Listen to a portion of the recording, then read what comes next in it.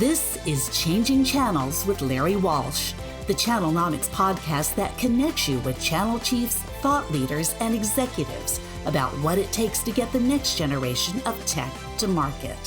Here's your host, Larry Walsh, the CEO and Chief Analyst of Channelnomics. Hey everyone, as Lady said, I'm Larry Walsh from Channelnomics, and of course I'm coming to you virtually from my hometown, Boston, where I eventually will find my way back to, as all good Bostonians do. The reason why I want to, I'm showcasing this beautiful harbor, I'm sorry, I should say it in our native tongue, harbor. Is because of my special guest today, someone who is very dear to me. And I'm going to say a few more, but I'm going to introduce her right now, Heather K. Margolis. So Heather is the CEO and founder of Channel Maven. She's also the CEO and founder of Spark My Channel. And she has been I am proud to call her my big sister. She is, a longtime collaborator, partner, and friend, and truly is a wonderful asset to our industry, providing marketing services and guidance to vendors and channel partners, literally all over the place. So, and something else that Heather and I share is that we're both from Boston. We both love the channel, and we're both Trekkies. So, I mean, in fact, we have a picture of Heather and I together before her hair grew back out, of course. And it truly is that this was truly one of those magical moments, wasn't it, Heather? Yeah, I think I have no comment. Like, you've rendered me speechless. I don't know if that ever happened. Something Heather and I have been doing together for a while is we've been doing our Sibling Rivalry act. And in fact, we have a photo of, I think, the last time we did it. So, yeah. Oh, no, that's the first time we did it. So that's Heather and I. The one when I'm like 3 months postpartum. Thanks. I was going to say, well, no, I'm the one on the right.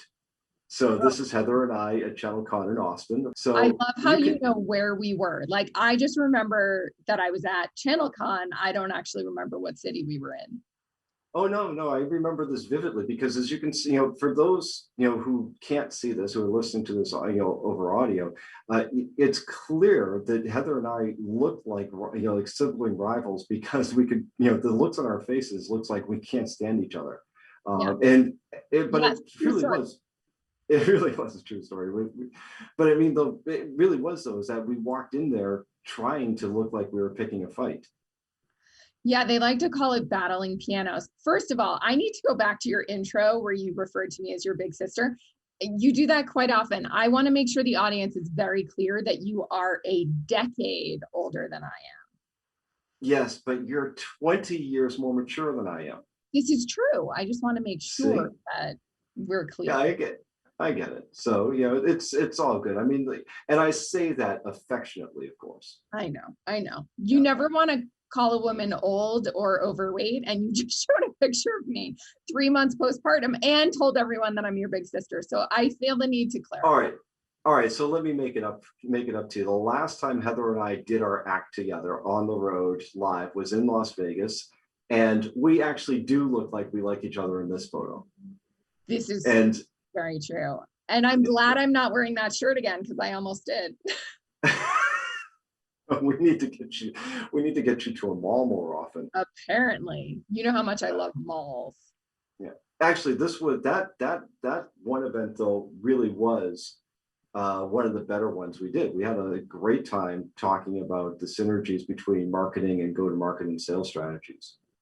We did, and there was a giveaway at the end. We had questions, and I gave away do you remember? Oh yeah, I remember vividly, Star Trek lunchbox. Star Trek lunchbox, and you gave away writer's tears. Yeah, and so for everyone who doesn't know this already, that yes, I am I guess you could call me an influencer, couldn't you, Heather? So for Writer's Tears whiskey, then from my good friends in Ireland, Walsh Distillery, no relation, but I feel a kindred spirit with them. Wonderful elixir that I recommend to everyone, and I've given it away liberally at events, much like the one we did back in that was 2019. Yeah, and we did one. Yeah, I mean, but we did do one last year too, but it was virtual. It was virtual. Everything was virtual last year, wasn't it? Yeah, yeah. But I can't even, so for everyone again, is that Heather and I were talking about it just this morning. We're like going, did we do one last year? What did we do? How did we do it? It's all seems like it's a fog of the last 18 months. Yeah, I don't remember. I remember being in front of Zoom a lot, and I never remember what I talked about. So apologies to anyone who saw one of my 35 virtual events if I said the same thing more than once. I think that's the trick, isn't it? I mean, any good overpaid analyst, it has the trick of saying the same thing 100 times without deviation. Wait, I'm supposed to get paid? Back up. Where are my checks? Oh, only if you're Canadian. Apparently, I am missing out. I do enjoy, I mean, listen, as I say to anyone who will listen, I'm a ham. I'm super passionate about the channel and demand gen, and I love having conversations. And yeah, I'm happy to be, I prefer being on stage and traveling places and actually seeing humans in person. I feel like we're almost there, maybe almost there. Although I just came back from Boston, and my first trip in 18 months since February of 2020, sorry, future travel. And I felt like on the way there, I felt comfortable. And on the way back, there had just been a huge breakthrough with people with vaccines. So I was happy to be masked. So some of you are probably listening and going, well, what the hell is going on here? This doesn't sound like the usual change in channels. And it's because Heather and I have really nothing to talk about. Or we're not actually thinking about doing nothing, but I actually think about this as almost like a metaphor, Heather, is that some of the way that communications goes on in our business is that there's a lot of talk about, how great things are going to be. And then there's not a whole lot of follow through on the communication. But seriously, do you find that though, is that there's a lot of not a lot of forethought, and it's a lot of things that go into marketing and communications across our industry really is comes across as hollow because it doesn't get thought through enough? I do. I feel like sometimes it ends up almost like a political campaign where you're like, we're going to make things better and we're going to communicate more clearly and we're going to give you the resources you need, instead of saying, we are going to give you a resource that allows you to do this, this, this, and this is how you'll make use of it. And these are the results you're going to get. So yeah, I mean, I think certainly clients of Channel Maven are doing these things right and communicating well. But the thing that strikes me, and the reason that I started Spark almost 2 years ago at this point, is that we hadn't evolved any of our communications to or demand gen through in 2 decades. Like we were literally still communicating to partners the same way we had and helping partners drive demand the same way we had, without taking a step back and saying, wait a second, partners may not be masters of demand gen, but the resources available to small and mid-sized businesses are better than they've ever been. And some of the partners are taking advantage of that. So why don't we pause there, Heather, and let everyone know what is Spark My Channel and how is that different from Channel Maven? And I'll let you tell the story because you, Sure. being the founder of both, you're much better at it than I would be. So I started my career in the channel. I was a partner, and then I moved over to the vendor side. And through all my years, I felt like communication to partners and demand gen with partners really struggled. So I started Channel Maven Consulting in February of 2009. And our focus really is communication to partners. So everything from newsletters and hijacking the channel chief social and supporting a lot of our clients in how they communicate and really build relationships with partners. And also demand gen with partners. So whether it's creating content that gets loaded to another tool or training partners how to do demand gen because it changes every minute. to providing partners with one-on-one support and really becoming that outsourced marketing agency for partners, always paid for by the vendor, either through MDF or something else. And through that, I always joke that I built Spark based on the traumas that I suffered in all of those roles where, we were giving partners access to yet another tool. So if they work with 10 to, 50 different IT companies, that's 10 to 50 different tools where they're loading their list and sending content directly through that. It felt inauthentic to me, especially at a time where we were enough of the spammy social that was coming out. We were getting more authentic.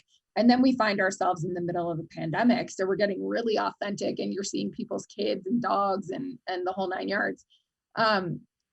So we developed Spark such that partners can come in and see all the great content that they would have a really hard time building. But then they customize that content in such a way that it has their contact info, their face, their video. They're saying, hi, this is partner XYZ. Check out this great content from my vendor that I work with. But it felt more honest because we weren't just co-branding. We were actually sort of endorsing content.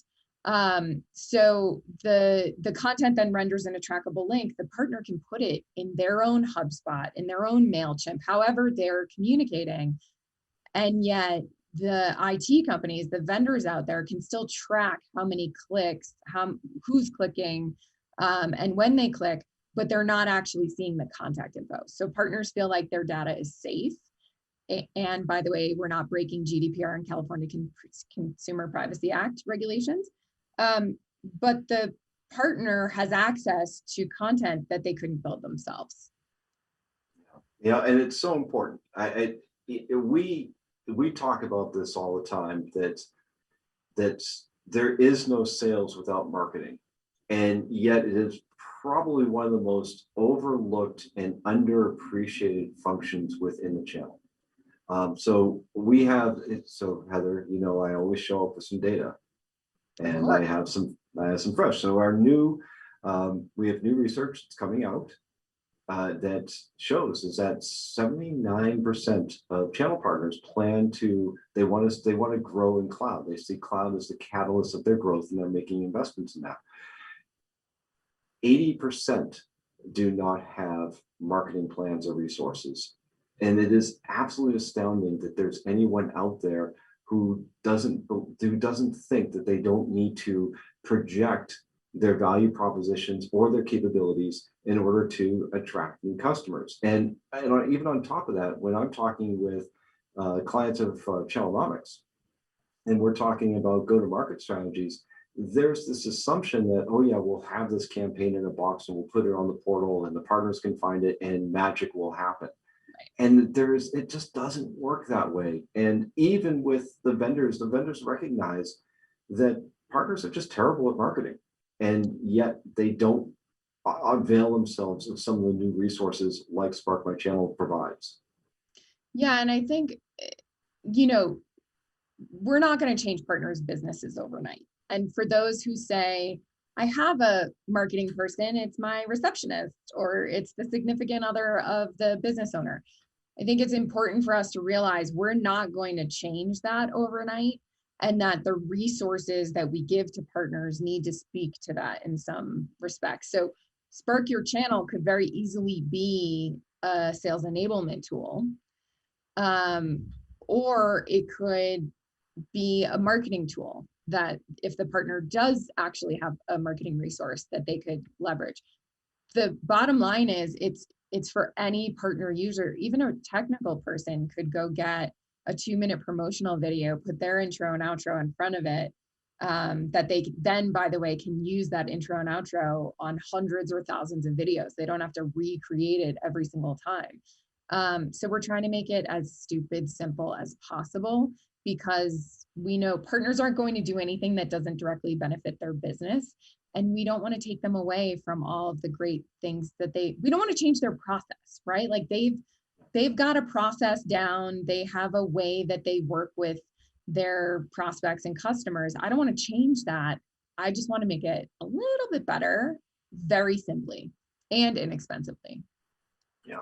No, I think that last part is the one we need to key in on, because I've been saying this for a while.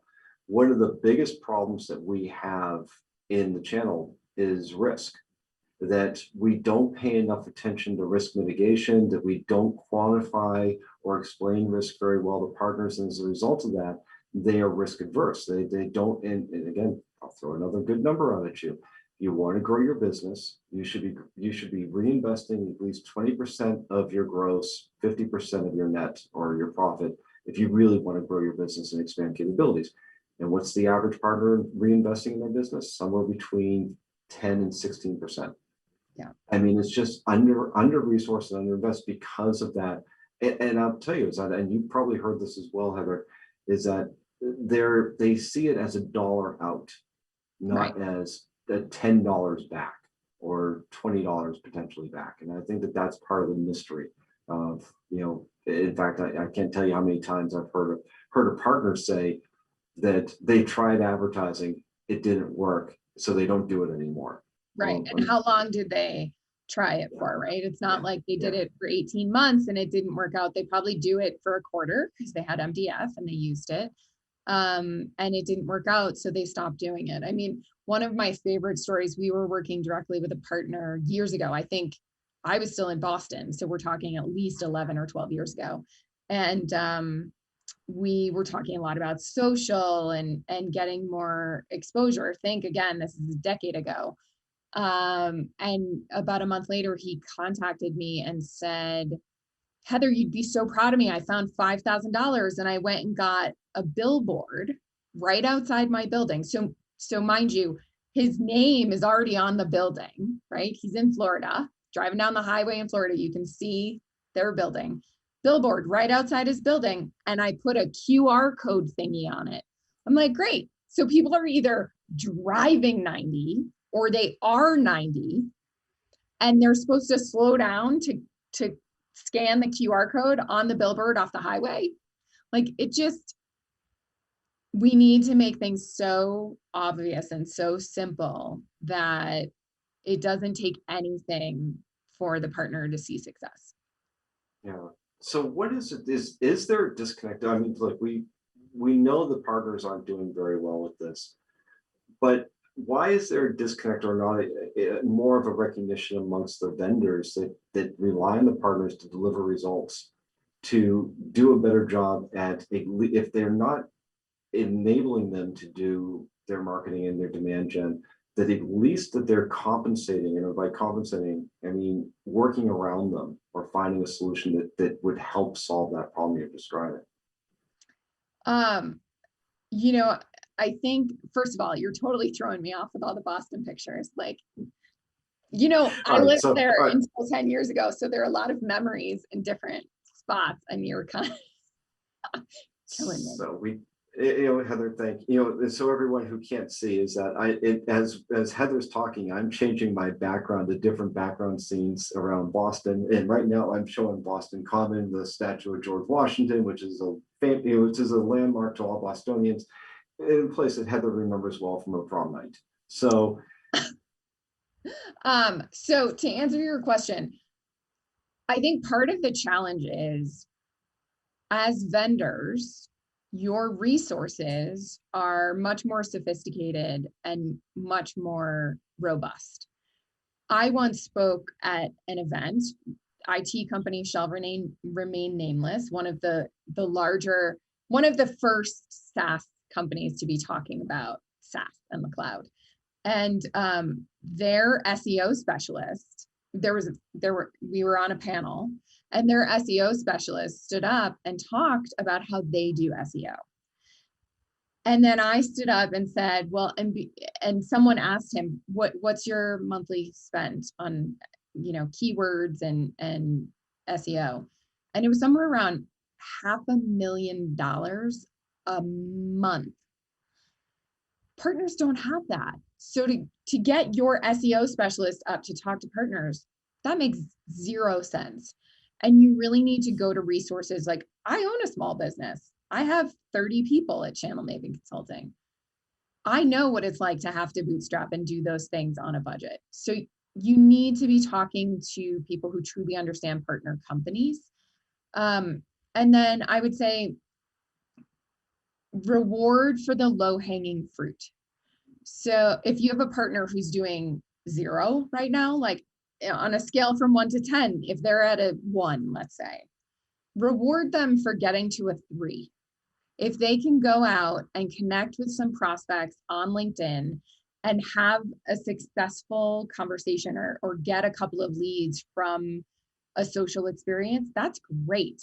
You should absolutely be incenting them to do the build the habits and take the steps to be doing demand gen better. You shouldn't only be rewarding the partners who, do a 10-step multi-touch campaign. Not every partner can do that. And yet some of your partners, your growth partners, are really interested in taking those next steps and doing the right things without stressing their budget or their resources. Yeah, and I think the stories that we tell about how the partners and look, the vendors are no better. They do have a lot of they know that marketing is an art, but they don't do enough to dispel the mystery. And I'll even give you an example. Just recently having a conversation with some vendors looking for advice on how to do effective lead pass through. And I'm like, so what exactly is your expectation on this? Is that you went out and generated leads because the partners can't do that, and now you expect them to sell when your next complaint is that they don't sell very well either. And I think that there's a lot of just throwing things around to see if any, and glomming onto whatever works, not necessarily trying to think more strategically around what needs to happen in order to find that level of success. Yeah, I would totally agree. I think at the end of the day, partners need someone to hold their hands a little bit more than we're doing. I also feel like celebrate the smaller wins, and we'll say the partners don't know how to generate leads, but take a step back. Are you giving the partners just, here's a 3-step email, send it out? Okay, great. So I send it out and they come to my website, or they never click because they've never heard of me. Like, we're almost sort of starting in the middle. And it's also about the content that feeds. If we looked at the demand gen funnel, the content that we give partners is right in the middle of the demand gen funnel. We give them data sheets, we give them ebooks, we give them webinars, but that's not what fills the funnel. What fills the funnel are pieces of micro content that you put out on social, or 2-minute promo videos that talk. I call them the pharmaceutical video, right? It's like, do you suffer with itchy, dry eyes? Have you tried this hay fever medication in the past? Now you should probably try this. We don't have those videos for partners to be able to put their own contact info on. And if they send it from you, if they just send your direct video content, they're losing that lead. So we say that partners aren't good at driving leads, but we're not giving them the right things to allow them to drive leads. Anyone who's ever received an email from someone they've never heard of before knows you delete it. You don't do anything with that. That goes right in the trash. So if the only thing we're doing is giving partners a 3-step email with 3 different pieces of content, of course they're not going to drive leads. We have failed them. Yeah, no, I thought that you were supposed to open every email and click on every link and then fill out every form that comes across the transmatching. Especially the ones that are from a prince in somewhere asking you to wire him $100,000. Heather, somewhere in Nigeria, there is a wealthy man trying to give away his fortune, and nobody will take him up on his offer. Just waiting for me to send him $100,000. Well, look, we've done a really good job here of saying what's wrong. So what's right? And look, obviously, I fully endorse you not only sparked my channel, but I also endorse the entire concept of our TCMA. And I tell all of Channelnomics' clients that they really should be looking into it, because if the partners can't market on their own, then they should be using the automation to be able to offset that. But what does work? And because you did say it, that it's always changing. So what do we need to be looking at in order to fill in the marketing gap in the channel? Yeah, I think the first is meet partners where they are. Don't just assume that they're all starting from the same place. The first step is showing partners how to use things like LinkedIn to connect with prospects before they ever email them, so that they're building a reputation with that prospect. They're building their own ethos around what they're smart about. I also think the companies that are taking the time to provide their partners with some sort of demand gen training, and I say demand gen because it's not just marketing, it is marketing and sales. The way that I was willing to get sold to 10 years is very different than the way that I'm willing to get sold to today. And I think there needs to be a mix of calling and email and social. I don't think it's all, I don't think email's out the window, but you're wasting your time and your money if you send an email without first teaching partners how to connect with that prospect online. So I think the companies that are training partners how to do demand gen in snackable bite-sized, like 5 to 7 minute videos are really ahead of the game. And I think the ones who are also not just ticking a box, like I'll talk to prospects sometimes who are, vendors, IT companies out there, and they'll say, we have, $500,000 set aside for TCMA. And I'll ask what results they've seen from that spend in the past. And if it's, $500,000 for TCMA, 100,000 for content, and no budget for that human interaction where someone is helping the partners actually execute, then I think it's backwards. I think we need to spend less on platform, more on people.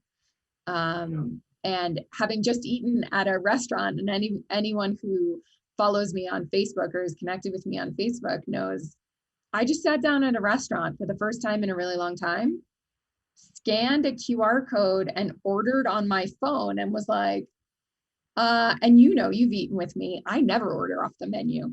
I'm like, I'm going to take this from there and that from there. Partners don't want to order on an app. They want to have a conversation with a human who understands their goals and their businesses and understands that they're different than the channel partner down the street from them. And they want a more custom experience working with you as a vendor. Yeah. And Heather, I saw that post, you were asking, should you have to tip? And I was proud of you for asking, because I know you normally don't tip anyways. Anyone who knows me knows I over tip. I just tipped it. I was in the airport. I just tipped 100% on my ticket because those people are risking their lives every day dealing with the people in the airport who maybe are not happy to be there. There's a couple of things you touched on though, and I want to come back to, which is because I heard what you said about social, not just relying on email. And my takeaway is that I should be sitting on my social accounts 8 hours a day, posting everything I can about my life. I'm posting while we're here. Yeah, you know what? I can feel you posting. I'm going to tag you. But please, Heather, we've had this conversation, no tagging me.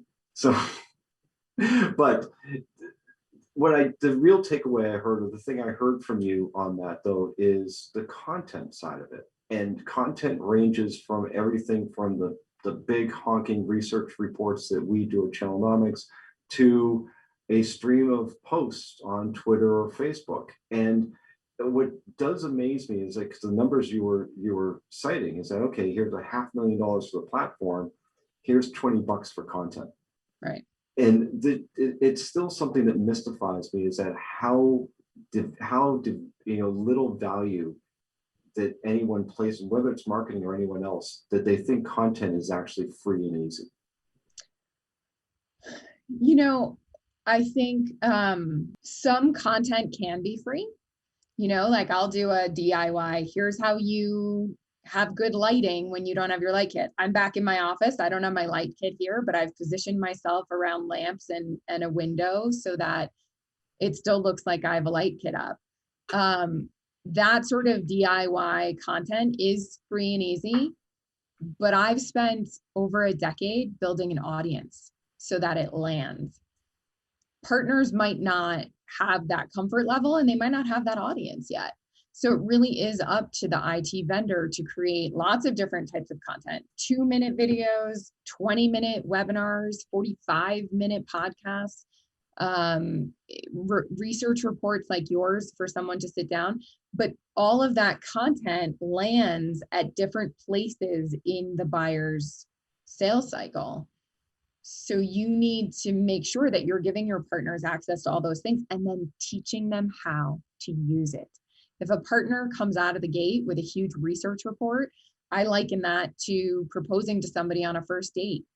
You really need to have lots of different content for your partners to be able to be successful, which means you need to spend money on content. You need to make sure. How awful would it be if you had that 2-minute promo video and then a 20-minute webinar and an infographic and a data sheet?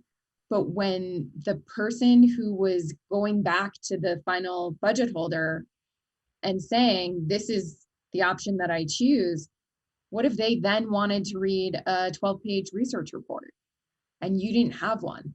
Like you narrowed from 20 to 10 to 5 to 3, and you were the one of the 3 who didn't have a research report. You're out. Heather, because yes, I've changed backgrounds again. This is actually, everyone who's watching can actually see this is my classic white wall. So I have one I'm looking at, so I should have. Heather, what if you only have your lighting kit? So look, what advice would you give to somebody who's trying to figure this all out? Is there, you're a channel director, that there's a product launch coming up, that there's a push to get to the number at the end of the quarter. Where do what's the thing that they should be doing differently?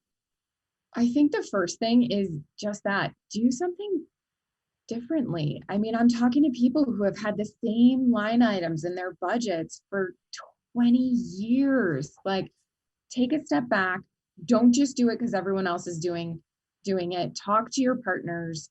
What are they going to use? Because if I see another company spend $500,000 on through partner demand gen that only 7 to 17% of their partners are going to use, it's crazy making.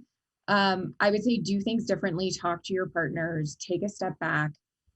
Don't follow some arbitrary deadline. A lot of times we'll hear, well, we're launching our new program in March, so we need to have our new demand gen program ready to talk about. Like, tell your partners they can still get access to what they've always had access to, but for the next 60 days, you're going to try to figure out how to do demand gen better with your partners. And I think that's the biggest issue we have. We're forcing our partners to do demand gen the wrong way. So as Heather, the internet only has so much time and space, so we're almost out. I can't let the opportunity go just to talk with you, to talk about the transition that we are going through. We've referenced it a couple of times. I just had my first plane flight in 16 months, and same type of experience as you. Got to work with clients in a room for the first time in a long time, and the event schedule is beginning to stack up. So at the same time, I'm also hearing about Zoom fatigue, also hearing about, the webinars aren't pulling 500 people anymore. So is this a signal that we are going back to what was before, that we are going to have to get onto the travel treadmill? And will we go back to this over-reliance on live events that everyone has always said are very expensive and produce inconsistent results? Yeah, I mean, I think I have two small children who cannot get vaccinated. I'm high risk. I think I'm probably at the end of the spectrum that's not ready to do every single event that we used to do. I also hope we learned something from the last 18 months. We can build relationships virtually. We don't have to spend on travel the way we were. Don't get me wrong, I'm super excited to get back together with my team and my clients and have those brainstorm sessions. But I think I won't do it as readily as I had in the past. I will try to, maybe we start virtually and then and build a more significant agenda instead of just like, hey, I'm going to be in the Bay Area. Do you want to grab coffee? Like, I think we'll think a little bit more about it. And I also hope we don't lose. Family became incredibly important in the last year and a half. And I hope we are prioritizing family and mental and physical health a little bit more, and realizing that when we get on that treadmill, the travel treadmill, not the real one, that we're taking away from that a little bit. So I just hope we're a little bit more thoughtful about it. And those who produce these events are more thoughtful about it and realizing that you can, instead of doing 4 events a year, you can do some of those virtually and should. Yeah, I couldn't agree with you more. And the note about the impact on the family is true. I'd say this, as somebody who's flown 2 million miles over the last 15 years and goes to all of these events, many of them with you, Heather, is that, I discovered that those phantoms that occupy the space when I'm here in New York are actually my family, and they're kind of nice people. And it's been great to get to know them again. And also to say this as well, speaking of family, Heather Margolis, the CEO and founder of Channel Maven and also Spark My Channel, who I also consider not just a friend, a partner, but also an extended part of my family. She truly is the Spock to my Kirk. So Heather, thank you for being on Changing Channels. And it's wonderful to take what was supposed to be an episode about nothing and turn it into something with you. Well, thank you for having me. And yes, very happy to have a much older brother be able to have this great conversation. So thanks. And thanks again, everyone, for joining us again for another episode of Changing Channels. We look forward to having you back again next time.